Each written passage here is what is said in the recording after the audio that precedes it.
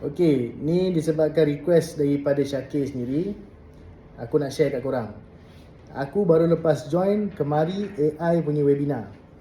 So, korang mesti akan tanya kan, function tak kan Kemari punya AI webinar ni kan? Pada aku, personally, sangat-sangat function. Pasal apa? Before this, aku nak handle client, aku nak handle invoicing, aku nak handle follow up.